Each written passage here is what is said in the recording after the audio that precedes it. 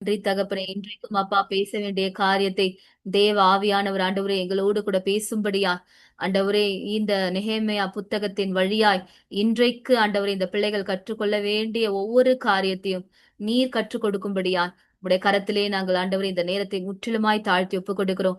ஆவியானவரே உம்முடைய ஞானம் உம்முடைய வெளிப்பாடுகள் மாத்திரம் எங்கள் நடுவிலே ஆண்டவரே கிரியை செய்யட்டும் அப்பா. ஏசு கிறிஸ்துவின் மூலம் ஜெபிக்கிறோம் ஜீவனுள்ள நல்ல பிதாவே. ஆமென் ஆமென் ஹalleluya. as we all know நம்ம எல்லாருக்கும் தெரிஞ்ச மாதிரி நம்ம நெஹேமியாவை தொடர்ந்து நம்ம பார்த்துட்டே வரோம். லாஸ்ட் வீக் வந்து நம்ம 4th சாப்டர்ல பாதி வரைக்கும் நம்ம பார்த்துருக்கிறோம்.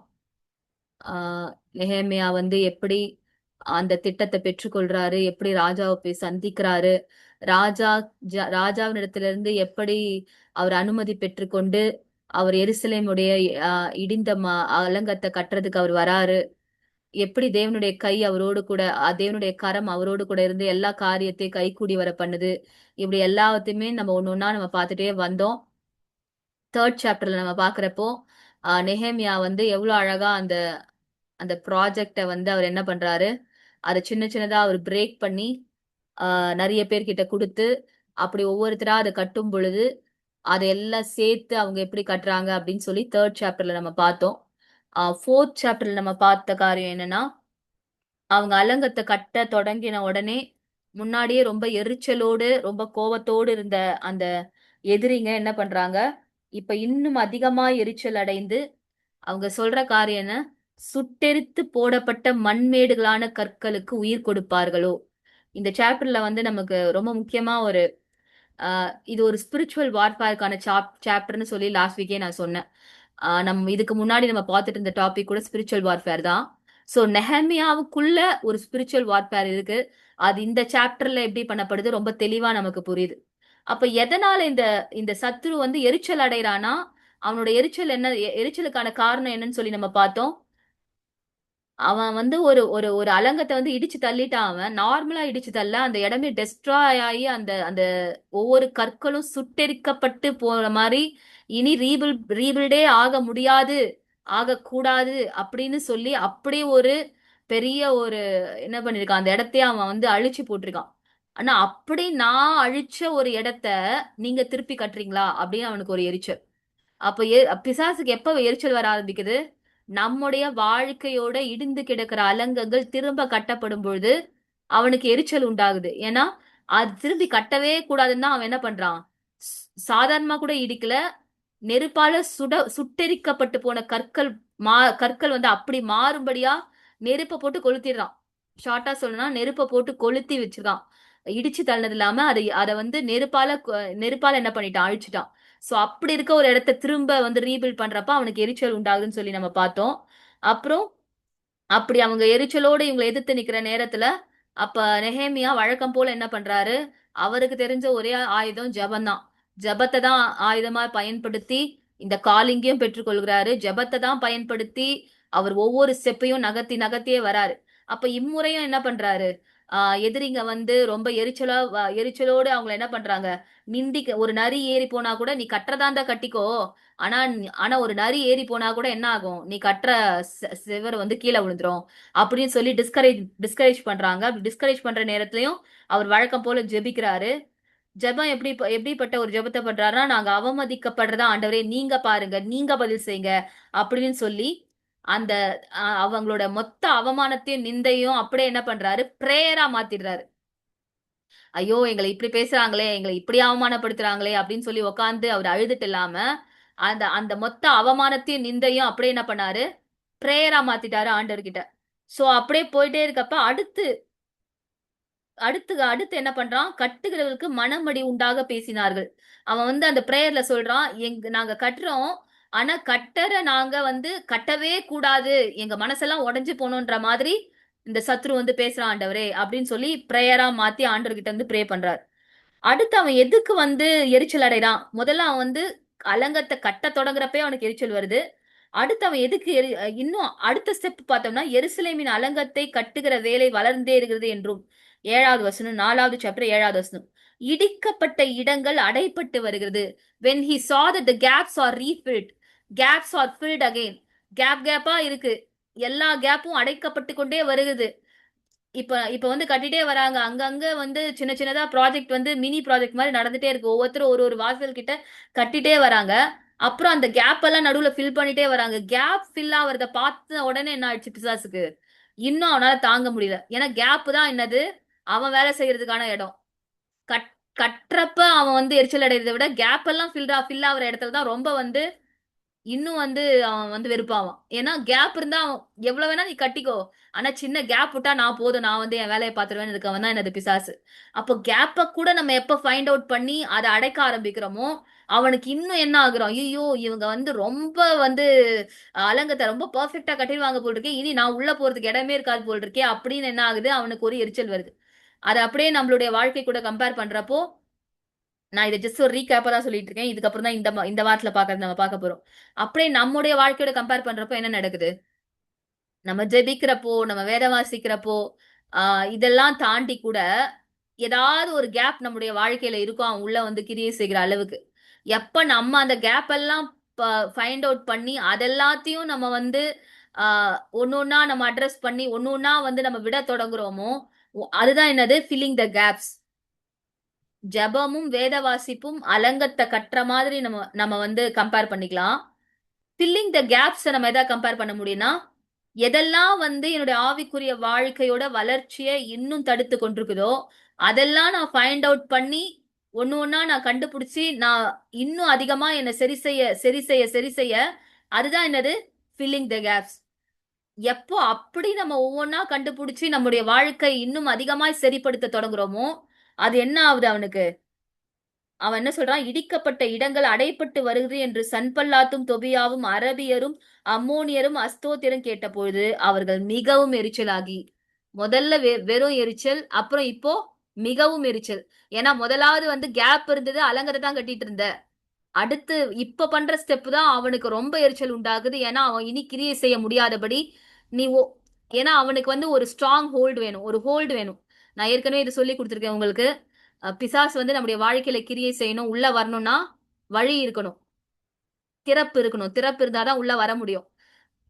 அப்போ அலங்கம் கட்டப்படுறப்ப கூட அவன் வந்து அவ்வளோ அவன் டென்ஷன் ஆகல. ஆனா திறப்புகள் அடைக்கப்படுகிறது அப்படின்னு சொல்லி பாக்குறப்போ ரொம்ப டென்ஷன் ஆகுறான். அதனால மிகவும் எரிச்சலாகி இந்த முறை என்ன பண்றான்? எருசலேமின் மேல் யுத்தம் பண்ண எல்லாரும் மேகமாய் வரவும். சோ முதல்ல வந்து பேசி பார்த்தான், டிஸ்கரேஜ் பண்ணி பார்த்தான்.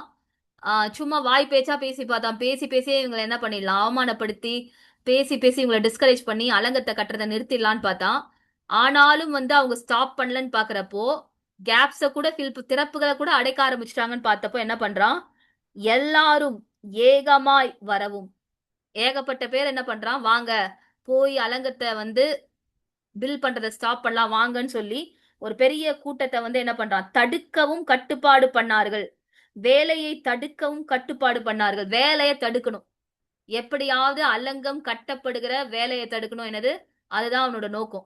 எப்படியாவது உன்னுடைய ஆவிக்குரிய வாழ்க்கை கட்டப்படுவதை தடுக்கணும். அதுதான் அவனோட நோக்கம். எப்படியாவது திறப்புகள் அடைப்படுவதை தடுக்கணும். அதுதான் அவனோட நோக்கம். எப்படியாவது நீ உன் வாழ்க்கையில எது உன்னுடைய ஆவிக்குரிய வாழ்க்கைய வந்து அப்படியே இன்னும் அனலும் இல்லாமல் குளிரும் இல்லாமல் வச்சிட்டு இருக்கோ, அந்த குளிருக்குள்ளேயே நீ இருக்கணும் அப்படின்றப்போ அந்த குளிரை நீ ஃபைண்ட் அவுட் பண்ணி ஒன்னொன்னா அதை வந்து நீ வந்து சரி செய்ய ஆரம்பிச்சிட்டீன்னா அதுதான் என்னது? அவனுடைய அவனுடைய பெரிய தோல்வியா மாறிடும். சோ அதனால என்ன பண்றான்? இப்ப கொஞ்சம் இன்னும் நிறைய பேர் வாங்க. முதல்ல பேசி டிஸ்கரேஜ் பண்ணி பார்த்தேன். ஆனாலும் இந்த பொண்ணு ஜெபிக்கிறத நிறுத்தல. ஆனாலும் வேத வாசிக்கிறத நிறுத்தல. இப்போ ரொம்பவே ஜெபிக்க ஆரம்பிச்சிருச்சு. ரொம்பவே வேதம் வாசிக்க ஆரம்பிச்சிருச்சு. அது கூட பரவால்ல. அது கூட போனா போச்சுன்னு விட்டுட்டேன். ஆனா இப்ப என்ன பண்ணுது? திறப்புகள ஃபைண்ட் அவுட் பண்ணுது. இப்ப எங்கெல்லாம் தன் வாழ்க்கையில தப்பு இருக்குதோ ஒண்ணொன்னா ஃபைண்ட் அவுட் பண்ணி, அந்த ஒவ்வொரு தப்பையும் சரி செய்ய ஆரம்பிக்குது. இப்பதான் என்னது ரொம்ப ரியல் பிரச்சனையே எனக்கு இப்பதான் அப்படின்னு சொல்லி யார் நினைப்பான்? சாத்தான் நினைப்பான். இதுதான் எனக்கு ரியல் பிரச்சனையே. இதை இவ ஃபைண்ட் அவுட் பண்ணக்கூடாதுன்னு தானே நான் வந்து இவ்வளோ நாள் நினைச்சேன். பட் இவ இப்ப இதையும் ஃபைண்ட் அவுட் பண்ண ஆரம்பிச்சுட்டா. அதனால இனி நான் பேசி என்ன பண்ண முடியாது? அலங்கத்த கட்டுறத நிறுத்த முடியாது. அதனால நான் என்ன பண்ண போறேன்? இப்ப நெறைய பேர் வாங்க. நம்ம எல்லாருமே சேர்ந்து என்ன பண்ணலாம்? போயி இவங்க வாழ்க்கை ரீபில்ட் ஆவறத, இவங்களோட அலங்கம் ரீபில்ட் ஆகறத, இவங்களோட ஆவிக்குரிய வாழ்க்கை ரீபில்ட் ஆகறத, இவங்க ஆண்டவரோடு கூட உற இருக்கிற உறவை இன்னும் ஸ்ட்ரென்தன் பண்றத நம்ம தடுக்கலாம். அப்படின்னு சொல்லி என்ன பண்றான்? நெறைய பேர கூப்பிடுறான். சோ இப்ப 9th வெர்ஸ்ல இருந்து தான் நம்ம என்ன பண்ண போறோம்? நம்ம இந்த வாரத்துல நம்ம கன்டினியூ பண்ணி பார்க்க போறோம். சோ நம்ம இது வரைக்கும் பார்த்ததுல டிஸ்கரேஜ்மென்ட் இருந்தது. அந்த நேரத்துல நெகேமியா ஆண்டவரிடத்துல ஜெபத்தின் பக்கமா திரும்புறாரு. அடுத்து என்ன பண்றாரு? ஆ திரும்பி ஜெபத்திலே தொடர்ந்து இருக்கிறாங்க. நம்ம பார்க்கும்போது ஃபைனலா வந்து என்ன பண்றாங்கன்னா, ஜாமக்காரர்களை 9வது வசனத்துல பார்க்கும்பொழுது, நாங்கள் எங்கள் தேவனை நோக்கி ஒரு பக்கம் வந்து எதிரி வந்து என்ன பண்றான்? பிசாசு வந்து என்ன பண்றான்? தன்னோட கூட்டத்த அதிகரிக்கிறான். முதல்ல சன்பல்லாத்தும், தொபியாவும் தான் இருந்தாங்க. இப்ப அரபியரும், அம்மோனியரும், அஸ்தோத்தியரும் முதல்ல வந்து வாய் பேச்சா பேசி தடுத்த இடத்துல இவங்கள பத்திலாம் போடல. வெறும் சன்பல்லாத்தும், தொபியாவும் தான் இருந்தாங்க. ஆனா எப்போ வந்து கேப்ஸ் ஆர் ரீஃபில்டுன்னு பார்த்தானோ, உடனே போய் அரபியரும், அம்மோனியரும், அஸ்தோத்தியரும் எல்லாரையும் கூட்டமா கூட்டிட்டு வரான். இன்னும் கொஞ்சம் அவனோட சைட ஸ்ட்ரெங்தன் பண்றான்.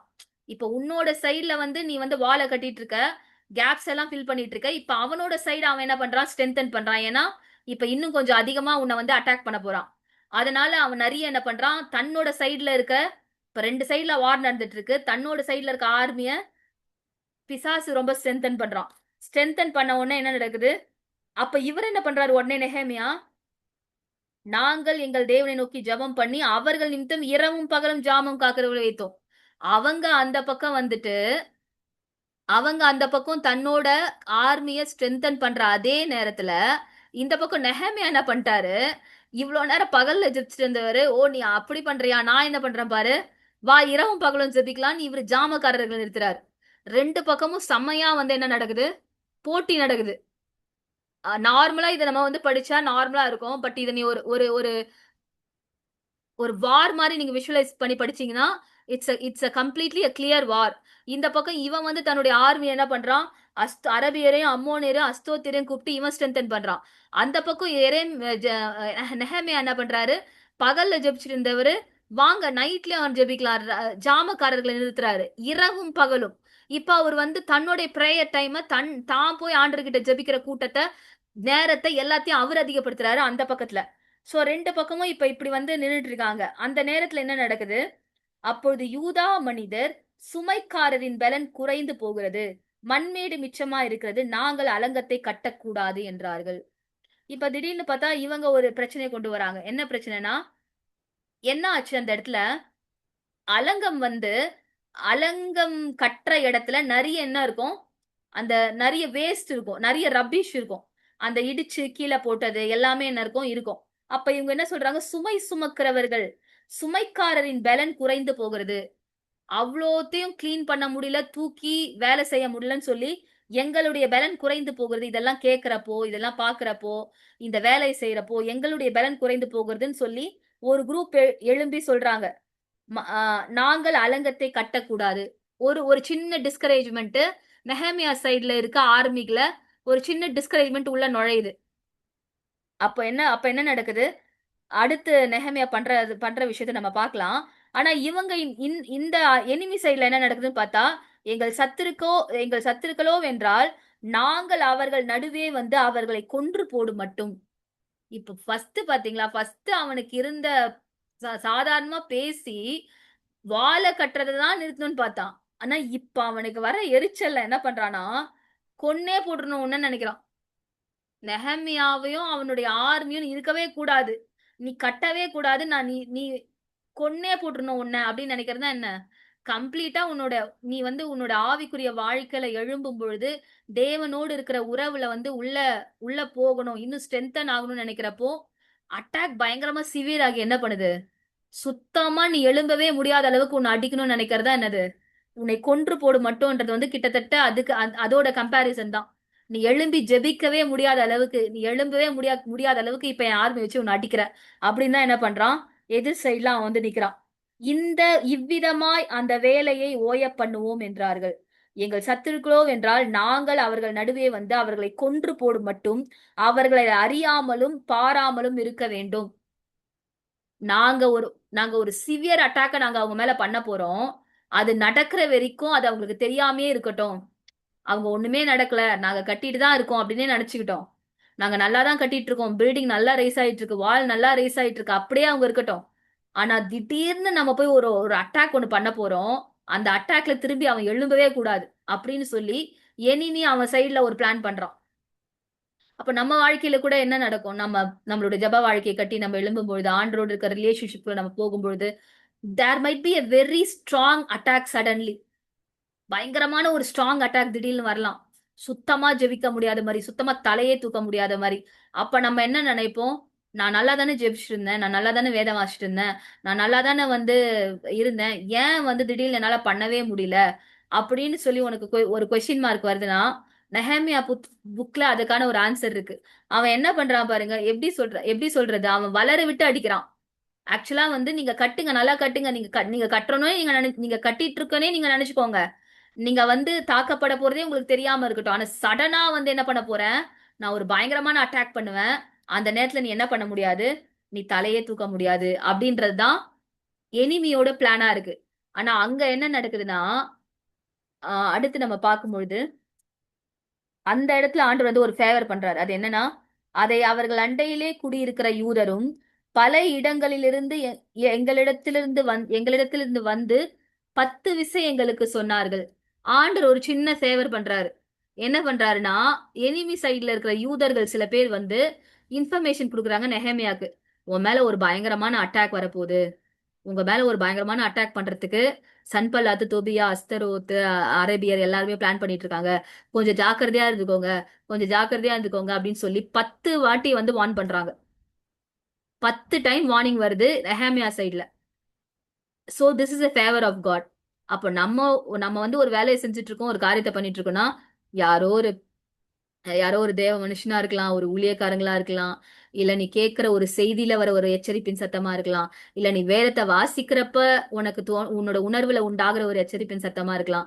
ஏதோ ஒரு காரியத்தின் வழியா கர்த்தர் வந்து ஒரு வார்னிங் கொடுக்குறாருன்னா, ஏதோ ஒரு விஷயத்த பேசுறாருன்னா, இல்ல ஏதோ ஒரு சொப்பனம் வருது, ஏதோ ஒரு கனவு வருது அப்படின்னா, என்னோ ஒரு கனவு வருது, என்னவோ எனக்கு தோணுச்சு போட்டிருக்கு, இல்ல என்னவோ இவங்க சொல்றாங்க அப்படின்னு நம்ம என்ன பண்ணக்கூடாது, அதை அஜாக்கிரதையா விடக்கூடாது. இப்போ நீ ஆவிக்குரிய வாழ்க்கையில எழும்பிட்டே இருக்க, யாரோ ஒருத்தர் வந்து சொல்றாங்க இப்படி வந்து ஒரு காரியம், நீ இன்னும் கொஞ்சம் அதிகமா ஜெபம் பண்ணு, இன்னும் கொஞ்சம் ஜாக்கிரதையா இரு, இன்னும் கொஞ்சம் விழிப்பா இரு, இன்னும் கொஞ்சம் உன் ஆவிக்குரிய வாழ்க்கையில நீ என்ன பண்ணு, ஜாக்கிரதையா இரு, உனக்கு ஒருவேளை திரும்பி விழுந்து நீ ஏதோ ஒரு பாவத்துல இருந்து வெளியே வந்திருக்க, திரும்பி அந்த பாவத்துல விழாத மாதிரி ஜாக்கிரதையா இரு. ஏன்னா வந்து ஒருவேளை உன்னை வந்து பிசாசு திருப்பி வந்து என்ன பண்ணலாம், அந்த பாவத்துக்குள்ள தன்னை பார்க்கலாம் அப்படின்னு சொல்லி யாராவது வந்து அட்வைஸ் பண்றாங்கன்னா நம்ம என்ன பண்ணுவோம்? வாலிப பிள்ளைகளா இருக்கப்ப மோஸ்ட்லி என்ன பண்ணுவோம், நானும் ஜெபிக்கிறதே பெரிய விஷயம், இதுல வேற வந்துட்டு எப்ப பார்த்தாலும் என்னது ஜாக்கிரதையாயிரு, இன்னும் கொஞ்சம் அதிகமா ஜெபம் பண்ணுன்னு சொன்ன கேட்டா நமக்கு எரிச்சல் தான் வரும். இதே சொல்லிட்டு இருக்காங்களே அப்படின்னு. ஆனா அப்படிப்பட்ட ஒரு வார்னிங், ஒரு வேதத்தை வாசிக்கிறப்பயோ இல்ல ஒரு தேவ ஊழியக்காரர்களோ ஏதோ ஒரு வகையில நம்மளை நோக்கி வருதுன்னா நம்ம என்ன பண்ணணும், அது என்னன்னு கொஞ்சம் கொஞ்சம் கரெக்டா உட்காந்து அனலைஸ் பண்ணி பார்க்கணும். இது ஆண்டரோட சத்தம் தானா, நான் இன்னும் கொஞ்சம் ஜாக்கிரதையா இருக்கணுமா, என்ன பண்ணக்கூடாது, அந்த அந்த பாவத்திலே விழாம இருக்கிறதுக்கு, இல்ல ஏதோ ஒரு காரியத்துல போய் சிக்கிக்காம இருக்கிறதுக்கு முன்னாடியே கர்த்தர் என்ன பண்ணுவாரு, ஒரு சின்ன வார்னிங்க கொடுப்பாரு. அதை நம்ம ஜாக்கிரதையா இருந்து நம்ம பிடிச்சிட்டோம்னா, அதுதான் என்னது, அந்த சடன் அட்டாக். இவன் பண்ற சடன் அட்டாக் அதுதான். அந்த சடன் அட்டாக்ல வந்து விழுந்து போகாம என்ன பண்ணலாம், நம்ம காப்பாத்திக்கலாம். நான் சொல்றது உங்களுக்கு புரியும்னு நினைக்கிறேன். நீ அழகா உன்னோட வால்ஸ வந்து கட்டிட்டே இருக்கிற, நீ ரீபில் பண்ணிட்டே இருக்கிற, அந்த நேரத்துல வந்து நீ நல்லா கட்டி எழுப்பிட்டு இருக்கன்னு நினைச்சிட்டு இருக்க. அப்ப பிசாசு என்ன பண்றானா, நீ அப்படியே நினைச்சுக்கோ, ஆனா நான் என்ன பண்ண போறேன், நீ தெரியாம இருக்கிற நேரத்துல டக்குன்னு வந்து உன் மேல ஒரு ஒரு சிவியர் அட்டாக்க நான் பண்ண போறேன். அந்த அட்டாக் எப்படி இருக்க போகுதுன்னா, நீ எழுந்து திருப்பி கட்டவே முடியாத அளவுக்கு இருக்க போகுது அப்படின்ற ஒரு பிளானோட எனிமி வந்து நிக்கிறான்.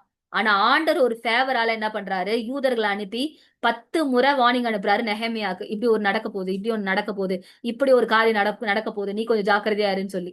அப்ப நெஹேமியா ஜாக்கிரதையா இருந்ததுனால என்ன பண்றாரு, உடனே அப்பொழுது நான் அலங்கத்துக்கு பின்னாக இருக்கிற பள்ளமான இடங்களிலும் மேடுகளிலும் பட்டயங்களையும் ஈட்டிகளையும் வில்லுகளையும் பிடித்திருக்கிற ஜனங்களை குடும்பம் குடும்பமாக நிறுத்தினேன்.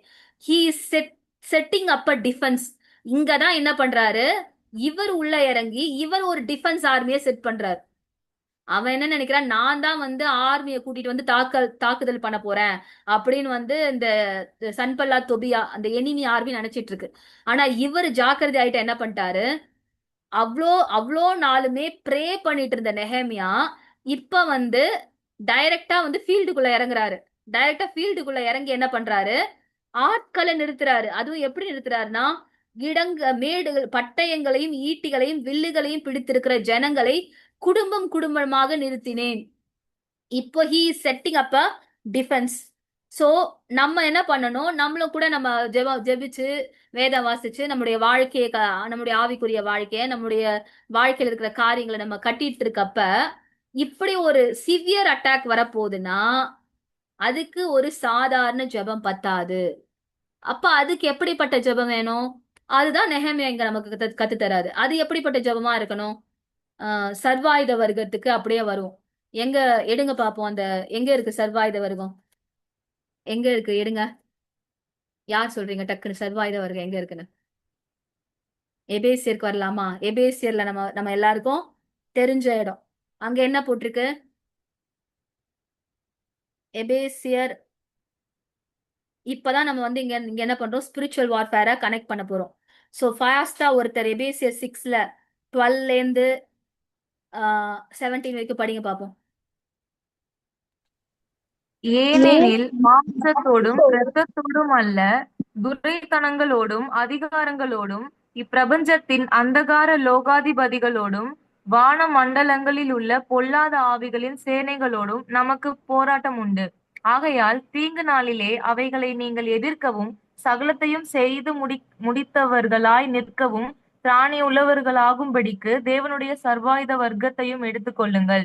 சத்தியம் என்னும் கச்சையை உங்கள் அறையில் கட்டினவர்களாயும் நீதி என்னும் மார்க்கவசத்தை தரித்தவர்களாயும் சமாதானத்தின் சுவிசேஷத்திற்குரிய ஆயத்தம் என்னும் பாதரட்சையை கால்களிலே தொடுத்தவர்களாயும் பொல்லாங்கன் எய்யும் அக்கினியாஸ்திரங்களையெல்லாம் அவித்து போடத்தக்கதாய் எல்லாவற்றிற்கும் மேலாக விசுவாசம் என்னும் கேடகத்தை பிடித்து கொண்டவர்களாயும் நில்லுங்கள். தட்சண்யம் என்னும் தலைச்சீராவையும் தேவ வசனமாகிய ஆவியின் பட்டயத்தையும் எடுத்துக் கொள்ளுங்கள். அந்த 18 அது ஃபர்ஸ்ட் 3 லைன்ஸ் படிமா. எந்த சமயத்திலும் சகலவிதமான வேண்டுதலோடும் விண்ணப்பத்தோடும் ஆவியினாலே ஜெபம் பண்ணி எஸ் அதன் எஸ் பொருட்டு போதும் போதுமா போதும். எந்த சமயத்திலும் இது எல்லாமே அதுக்கு முன்னாடி வந்தது எல்லாமே ஆர்மர் ஆஃப் காட், சர்வாயுத வர்க்கம். ஒரு வாரியர் ஒரு வாரியர் வந்து போட்டுக்க வேண்டிய ஒரு Dress. அப்ப இந்த சர்வாயுத வர்க்கம் இந்த ஆர்மர் ஆஃப் காட வந்து நீ என்ன பண்ணு, வேர் பண்ணிக்கோ. மேல இருக்கிறதெல்லாம் Dress, ஒரு வாரியர் போட வேண்டிய Dress. அதெல்லாம் போட்டுட்டு போட்டுட்டு என்ன பண்ணுமா, போட்டுட்டு தூங்கிடக்கூடாது. போட்டுட்டு எந்த சமயத்திலும் சகல விதமான வேண்டுதலோடும் விண்ணப்பத்தோடும் ஆவியினாலே ஜெபம் பண்ணி. எப்படி எப்படி ஆவியினாலே ஜெபம் பண்ணி? ஆஹ் யாராவது ஒருத்தர் அந்த 18 வேர்ஸ் மட்டும் இங்கிலீஷ்ல வாசிங்க பார்ப்போம். யாராவது ஒருத்தர் 18th மட்டும் இங்கிலீஷ்ல கொஞ்சம் வேகமா ஃபர்ஸ்ட் 3 லைன்ஸ் படிச்சா கூட போதும். ஜெரின் இருக்கியா? யாராவது ஒருத்தர் வாசிங்க பார்ப்போம்.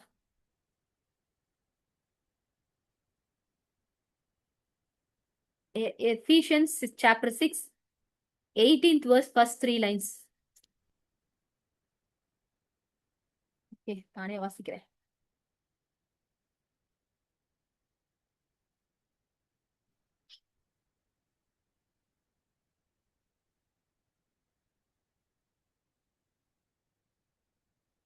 யாருமே எடுக்கலையா? ஜோனா இருக்கியா? ஜோனா ஷேரன். நான் எடுக்கேன் சிஸ்டர். சிஸ்டர் எந்த வசனம் சிஸ்டர்? எந்த எந்த வசனம் Ephesians வாசிக்கணும்? chapter 6. Okay sister. Do all this in prayer, asking for God's help. Pray on every occasion as the Spirit leads. For this reason, keep alert and never give up. Pray also for me that God will pray. Pray always for all God's people. Yeah, okay. Thank you, ma. Praying always with all prayer and supplication in the spirit. In the spirit. Being watchful to this end with all perseverance and supplication. Okay, in the spirit. ஆவியிலே ஜெபம் பண்ணி அப்படின்னு சொல்லி கொடுக்கப்பட்டிருக்குது. So இங்கதான் என்ன பண்ணோம், நம்ம வந்து சாதாரணமாய் அடிப்படையாய் செய்து கொண்டிருக்கிற ஜெபங்கள் நம்மள என்ன பண்ண முடியாது. சில நேரங்கள்ல சத்துரு ரொம்ப ஸ்ட்ராங்கா நம்மள அட்டாக் பண்ணும் பொழுது நம்மள காப்பாத்துறதுக்கு ப்ரொடெக்ட் பண்றது அளவுக்கு போதுமானதா இருக்க முடியாது. சோ அதனால அந்த மாதிரி நேரத்துல நம்ம ப்ரொடெக்ட் ஆகணும்னா அப்பதான் நம்ம என்ன பண்ணணும், இந்த ஆவிக்குரிய சர்வாயுதத்த வர்க்கத்தை அணிந்து கொண்டிருக்கிற ஒரு பிரேயர் வாரியர் போல எழும்பி pray in spirit. when you pray with the anointing, எதுக்காக அபிஷேகம்? என்னடா ஏதோ அபிஷேகம் அபிஷேகம்ன்றாங்க, என்ன ஒரு அபிஷேகம் நமக்கு புரிய மாட்டேங்குது. எதுக்கு அந்த அபிஷேகம்? இதுக்குதான் அந்த அபிஷேகம். நான் அபிஷேகம் சும்மா, எனக்கும் அபிஷேகம் இருக்கு. நான் வந்து ஸ்பிரிச்சுவல் லெவல் அடுத்த அடுத்த கிளாஸ்க்கு போயிட்டேன். 10th ஸ்டாண்டர்ட்ல இருந்து 12th ஸ்டாண்டர்ட் போயிட்டேன். இல்ல 12th ஸ்டாண்டர்ட்ல இருந்து கிராஜுவேஷனுக்கு போயிட்டேன் அப்படின்னு பெருமையா பேசிக்கிறதுக்கா? "டேய், எனக்கு கூட அனாயிட்டிங் கிடைச்சிச்சு தெரியுமா" அப்படின்னு கதை சொல்றதுக்கா? அதுக்கெல்லாம் இல்ல. Anointing has a purpose. உன்னோட பர்பஸை ஃபுல்ஃபில் பண்றதுக்கே ஃபர்ஸ்ட் அனாயிட்டிங் வேணும். அதெல்லாம் தாண்டி if you have to rise up as a prayer warrior, நீ ஒரு ஜெபத்திலே ஸ்ட்ராங்கான ஒரு பர்சனா எழும்பணும்னா, கர்த்தருக்குள்ள அந்த ஜெபத்துல இன்னும் பலனுடையவர்களா எழும்பி கட்டப்படணும்னா, இது எல்லாத்துக்குமே you have to start praying in the spirit. ஆவியிலே ஜெபம் பண்ணுகிறவர்களாய், அபிஷேகத்திலே ஜெபம் பண்ணுகிறவர்களாய் நம்ம என்ன பண்ணணும்? மாறுகிறவர்களா இருக்கணும். அப்ப இப்ப ஒரு சடன் அட்டாக் வந்து நெஹேமியா மேல வரப்போகுது. அப்ப என்ன பண்றாரு ஆண்டவர்? அதை சொல்லி ஆண்டவர் வார்ன் பண்றப்ப இந்த மனுஷன் வந்து அலர்ட் ஆகி என்ன பண்ணிட்டாரு? ஒரு ஒரு ஆர்மியை வந்து டிஃபென்ஸ்க்கு செட் பண்ணிட்டாரு. இப்போ நம்மளுடைய வாழ்க்கையில ஒரு அட்டாக் வரப்போகுதுன்னா, நான் ஒரு டிஃபென்ஸை வந்து செட் பண்ணும் எனக்காக. நான் ஒரு டிஃபென்ஸ், என் ஃபேமிலி மேல ஒரு அட்டாக் வருது அப்படின்னா நான் ஒரு டிஃபென்ஸை செட் பண்ணும். அந்த டிஃபென்ஸ் எப்படிப்பட்டதா இருக்கணும்னு தான் நம்ம வந்து எஃபிஷியன்ஸ்ல படிக்கிறோம். இப்ப இதெல்லாம் போட்டாதான் நான் என்ன பண்ண முடியும்? ஒரு ஸ்ட்ராங்கான ஒரு வாரியரா நின்னு எதிர்த்து நின்று போராட முடியும். சோ இதுல இருந்து நம்ம என்ன தெரிஞ்சுக்கணும்னா, we have to grow in our prayer life. அந்த பிரேயர் லைஃப்ல நம்ம எவ்வளோ எவ்வளோ ஸ்ட்ராங்கா மாறுறோமோ, அவ்வளோ அதிகமா எதிரியோட அட்டாக் எவ்வளோ ஸ்ட்ராங்கா இருந்தாலும் நம்மளால நிக்க முடியும்.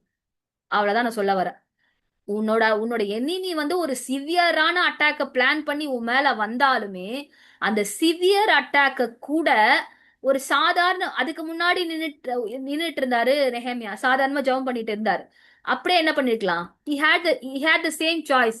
அதே சாய்ஸ் அவருக்கு இருக்கு. போன வாட்டி ஜெபம் பண்ணேன், அப்ப என்ன பண்ணேன்? அலங்கத்தை கட்ட ஆரம்பிச்சிட்டேன். அப்பயும் தான் அவன் பேசிட்டு இருந்தான். அதுக்கப்புறமும் நான் என்ன பண்ணேன்? பில் பண்ண ஆரம்பிச்சிட்டேன். சோ இந்த வாட்டியும் எதிரி வரப்போறான்னு சொல்லி கேள்விப்படுறோம், வாங்க ஜெபிக்கலாம் அப்படின்னு ஜெபிச்சுட்டு மட்டும் இல்லாம, he set up a defense. அங்க ஒரு ஒரு எதிர்த்து நிற்கிற ஒரு ஆர்மியை தனக்காக என்ன பண்றாரு? அவர் செட் பண்றாரு. அப்போ நம்ம அது வரைக்கும் செய்து கொண்டிருக்கிற சாதாரண ஜெபத்தை தாண்டி ஒரு ஒரு ஜெப வீரனுடைய ஜெபமாய், ஒரு ஆவிக்குரிய சர்வாயுத வர்க்கத்தை தரித்து கொண்டிருக்கிற ஒரு ஜெப வீரனாய் நம்ம எழும்பும் பொழுது, இப்படிப்பட்ட ஸ்பிரிச்சுவல் வார்பேர்ல நம்ம என்ன பண்ண முடியும்? நம்மளால நிக்க முடியும். இன்னைக்கு நெஹேமியா கிட்ட இருந்து நம்ம கத்துக்க வேண்டிய காரியம், ஒரு பக்கம் ஒரு எனிமி வந்து தடுக்க வரப்ப இவர் என்ன பண்றாரு? ஆளுங்களை நிக்க வச்சுட்டாரு. வில்லுகளையும் ஈட்டிகளையும் பட்டயங்களும் பிடித்திருக்கிற ஆட்களை நிறுத்திட்டு அடுத்து வந்து ஒரு அட்வைஸ் ஒண்ணு பண்றாரு. அது ரொம்ப ரொம்ப முக்கியமான அட்வைஸ். 14வது வசனம். அதை நான் பார்த்து எழும்பி பிரபுக்களையும் அதிகாரிகளும் மற்ற ஜனங்களை நோக்கி, அவர்களுக்கு பயப்படாதிருங்கள். சிம்பிள் எட் பவர்ஃபுல். அவர்களுக்கு பயப்படாதிருங்கள். நீங்கள் மகத்துவமும் பயங்கரவுமான ஆண்டவரை நினைத்து உங்கள் சகோதரருக்காக, உங்க குமாரருக்காக, உங்க குமாரத்திக்காக, உங்கள் மனைவிகளுக்காக, உங்கள் வீடுகளுக்காக யுத்தம் பண்ணுங்க. இப்ப என்ன சொல்றாருன்னா, எல்லாரையும் நிறுத்தி வச்சுட்டாரு. எல்லார் கையிலுமே வெப்பன்ஸ் இருக்கு. எல்லாத்தையும் கொடுத்துட்டு ஃபைட் பண்ணுங்க அப்படின்னு சொல்லிட்டு அமைதியா இல்லாம ஒரு சின்ன ஒரு அட்வைஸ் ஒண்ணு தராரு. அது என்னன்னா, அவர்களுக்கு பயப்படாதிருங்கள். அவங்களுக்கு பயப்படாத. நீ யாரு? நீங்கள் மகத்துவம் பயங்கரமான ஆண்டவரை நினைத்துக் கொள்ளுங்கள். அவர்தான், அவருடைய கரம் தான் நம்மளோட சைட்ல இருக்கு. அப்போ நான் வந்து பயங்கரமான அனாயிட்டடுங்க, நான் அப்படியே பயங்கரமா ஜெபம் பண்ணுவேங்க, எல்லாமே பண்ணுவேன். ஆனா கொஞ்சம் பயம் மட்டும் என்னை விட்டு போவே போவாது. நைட்டுனாலே எனக்கு ஜெபிக்கிறதுக்கு கொஞ்சம் பயமா இருக்கும். தனியா ஜெபம் பண்ண விட்டாலே எனக்கு பயமா இருக்கும். கும்பலா இருக்க இடத்துல விட்டா, கூட்டமா இருக்க இடத்துல நானும் உட்காந்து ஜெபிச்சுட்டு வந்துருவேன். அவங்களுக்கு தான் இந்த அட்வைஸ். நல்லா அனாயிட்டடு, ஆனா கூட்டமா இருக்க இடத்துல நல்லா அனாயிட்டடா ஜெபம் பண்ணுவேன். தனியா போய் அனாயிட்டிங்ல உட்காந்து ஜெபம் பண்ண மாட்டேன். ஏன்னா எனக்கு லைட்டா பயமா இருக்கும். அப்ப என்ன அர்த்தம்? ஈட்டி இருக்கு, பட்டயம் இருக்கு, வில் இருக்கு, எல்லாமே இருக்கு, கூட பயமும் இருக்கு. சர்வாயுத வர்க்கத்தை போட்டிருக்கேன், வாரியரா நிக்கிறேன், அனாயிட்டிங் வச்சிருக்கேன், எல்லாமே இருக்கு. ஆனா பயமும் இருக்கு. அந்நிய பாஷையிலே 1 hour ஜெபம் பண்ணுவேன். ஆனா பயம் இருக்கு. அப்படின்னா அவங்களுக்கு தான் நெஹேமியாவோட இந்த அட்வைஸ். ஏன் அவர் ஸ்பெசிபிக்கலி வந்து இந்த பயத்தை வந்து அட்ரஸ் பண்ணிட்டு போறாரு? ஏன்னா பயம் இருந்தா நின்னு யுத்தம் பண்ண மாட்டான். கையில பட்டயம் இருந்தாலும், என் வில்லு இருந்தாலும், ஈட்டி இருந்தாலும், அது வரைக்கும் வந்து தைரியமா நிக்கலாம். திடீர்னு எதிரி வரத பாத்துட்டானா இந்த பின்னாடி பக்கமா ஓடி போயிடுவான், பயம் இருந்தா. அதனாலதான் முன்னாடியே ஒரு அட்வைஸ்க்கு என்ன பண்றாரு, வந்து தெளிவா சொல்லிட்டு போறாரு. இதெல்லாம் கையில இருக்கு, ஓகே, கூடவும் சேர்ந்து பயம் இருந்ததுன்னா ஃபைட் பண்ண மாட்ட. அதனால என்ன பண்ணு, பயப்படாம நீ யாரு கூட இருக்கன்னு சொல்லி நினைச்சுக்கோ. யாரு கூட இருக்கன்னு சொல்லி நினைச்சுக்கிட்டு யுத்தம் பண்ணுங்கள், உங்கள் வீடுகளுக்காகவும் யுத்தம் பண்ணுங்கள் அப்படின்றாரு. சோ நம்ம எப்படி, எல்லாமே இருக்கு, எல்லாமே இருக்காக்கா, நல்லா ஜெபிப்பேன், எல்லாமே பண்ணுவேன், ஆனா எதுக்கு எடுத்தாலும் பயம் மட்டும் என்னை விட்டு போவே போவாது அப்படின்னா, அப்ப நம்மளால என்ன பண்ண முடியாது, யுத்தம் செய்ய முடியாது. எதுக்கு நான் யுத்தம் பண்ணும்? உனக்காக நீ யுத்தம் பண்ற, அவ்வளவுதான். உன்னோட வாழ்க்கை கட்டப்படணும், உன்னோட ஆவிக்குரிய அலங்கம் கட்டப்படணும், உன்னோட தேவனுக்கும் உனக்கும் இருக்கிற உறவு கட்டப்படணும். இதெல்லாம் இதுக்காகலாம் வந்து நான் ஜெபிக்கலாம். ஆண்டவரே நிவேதாக்காக பண்ணுங்க, ரேஷ்மாக்காக பண்ணுங்க, ரிமோஷாக்காக பண்ணுங்க. நான் எல்லாத்தையும் பண்ணிட்டு நான் எவ்வளவுதான் பண்ணாலும் கடைசியா நீ நீ எந்த நீ இடத்துல நிக்கிற? எல்லாமே எல்லாமே கிடைச்சிச்சு எனக்கு, நான் நல்லா பைபிள படிச்சுட்டேன், ஆண்டு கிட்ட போய் அபிஷேகம் கேட்டேன், அபிஷேகம் கொடுத்தாரு, எல்லாமே பண்ணிட்டாரு. ஆனா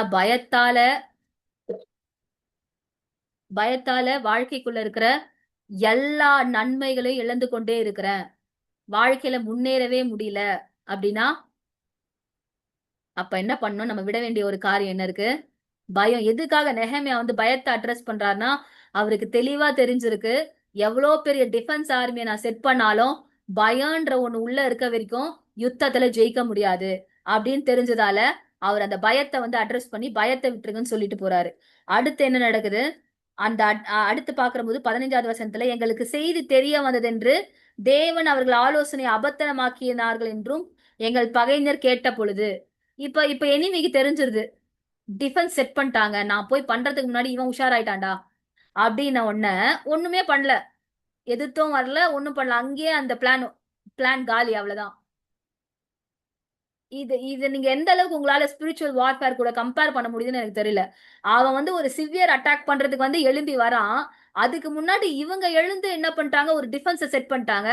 திருப்பி அந்த செய்தி அவன் காதுக்கு போன உடனே அங்கேயே அவன் பிளான் என்ன ஆயிடுச்சு, அவ்வளவுதான் காலி, அவனோட பிளான் அங்கேயே ஒண்ணுமில்லாம போயிடுச்சு. அப்போ பிசாசு ஒரு பெரிய சிவியர் அட்டாக்கோட உனக்கு விரோதமா எழும்புறானா, ஆண்டவர் வந்து ஒரு வார்னிங் சிக்னல் அனுப்புறாருன்னா, நீ கொஞ்சம் டப்புன்னு ஜாக்கிரதையாதி எழும்பி ஒரு எக்ஸ்ட்ரா கொஞ்சம் ஒரு ஒரு அரை மணி நேரம், ஒரு மணி நேரம் எக்ஸ்ட்ரா நல்லா நின்னு ஜெபிக்க ஆரம்பிச்சிட்டினா, அங்க அவன் என்ன தாக்குதல் பண்றான்னு வரலான்னு எழும்புனானோ, எழும்புற இடத்துலயே பிளான் காலி ஆயிடும். புரியுதா? எப்படி நம்ம வந்து கவுண்டர் அட்டாக் பண்றோம்னு நம்ம வாழ்நாளெல்லாம் நமக்கு ஒரு நினைப்பு. அது என்ன நினைப்புனா, பிசாசு அடிப்பான் நம்ம வாங்குவோம், பிசாசு அடிப்பான் நம்ம வாங்குவோம். யாராவது ஒரு கிறிஸ்தவராவது இருக்க நான் பிசாசு அடிப்பேன் அப்படின்னு சொல்றவங்க ரொம்ப கம்மி தான். நம்ம நம்ம தாட் ப்ராசஸ்லயே எப்படின்னா, பிசாசு வந்து இப்படி வந்துட்டான் சிஸ்டர், பிசாசு அப்படி பண்ணிட்டான் அக்கா, பிசாசு அப்படி கனவை கொடுத்துட்டான் அக்கா, அவன் பாட்டு சும்மா இருந்தாலும் அவனை விட மாட்டோம் நம்ம. So you have to rise up and do the counter attack.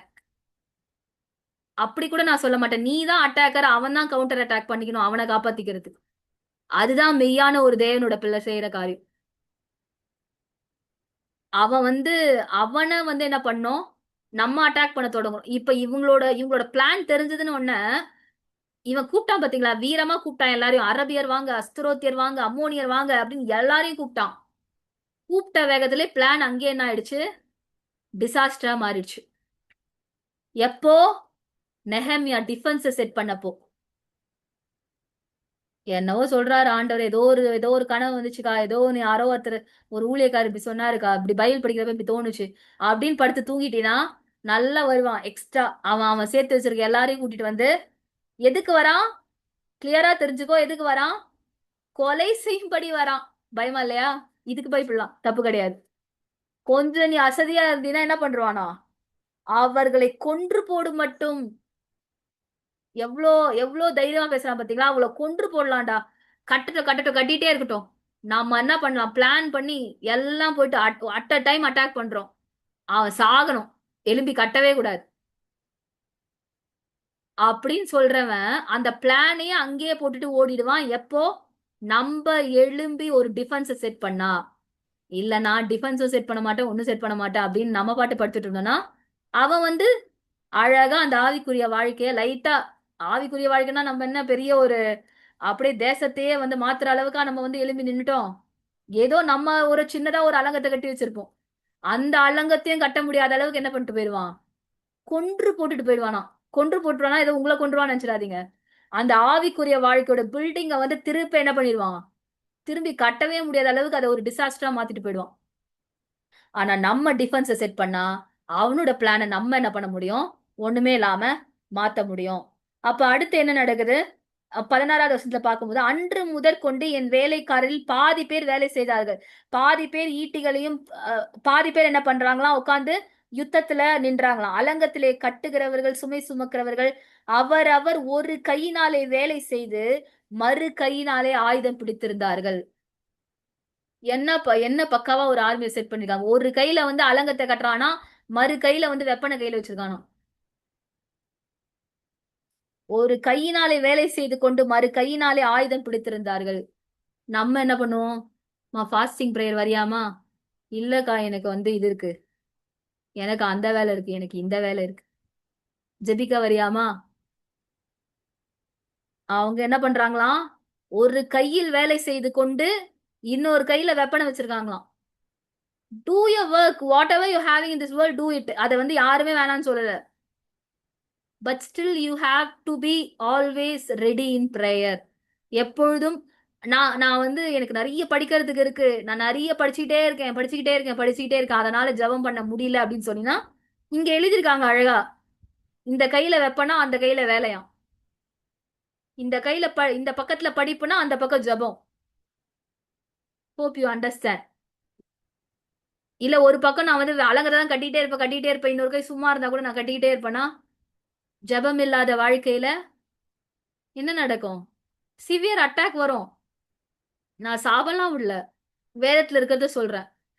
நம்ம ஒத்துக்காட்டியும் நீ ஒத்துக்காட்டியும் this is how the spiritual realm works. இப்படிதான் வந்து ஒரு ஒரு ஒரு ஒரு ஆவிக்குரிய மண்டலம். அது உங்களுக்கு சொன்னா புரியுமான்னு தெரியல.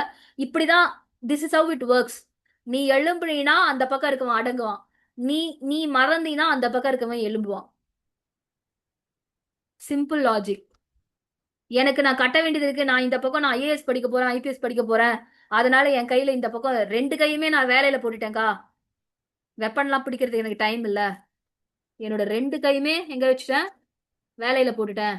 ஏன்னா நான் வந்து டாக்டருக்கு படிக்கிறேன், இன்ஜினியரிங் படிக்கிறேன். நான் கூட இன்ஜினியரிங் தான் படிச்சேன். ஆனா வந்து இட் இஸ் நெவர் லைக், நான் வந்து இந்த இந்த லைஃப இந்த ப்ரையரை சாக்ரிஃபைஸ் பண்ணிட்டு தான் நான் வந்து என்னோட இன்ஜினியரிங்ல பாஸ் ஆக முடியும், எம்பிபிஎஸ்ல பாஸ் ஆக முடியும்னு எங்கேயுமே கிடையாது. You can do both. ரெண்டுத்தையுமே என்ன பண்ண முடியும், நம்மளால பண்ண முடியும் ரெண்டுத்தையுமே. இதுக்கு வந்து நீ 70% டைம் கொடுத்துக்கோ. இந்த கையால நீ உன்னோட வழங்கத்தை வேலையை செஞ்சு கட்டுறல, அதுக்கு 80% கொடுத்துக்கோ. 20% இந்த வெப்பனை பிடிக்கிறதுக்கு கொடுக்கலாமே.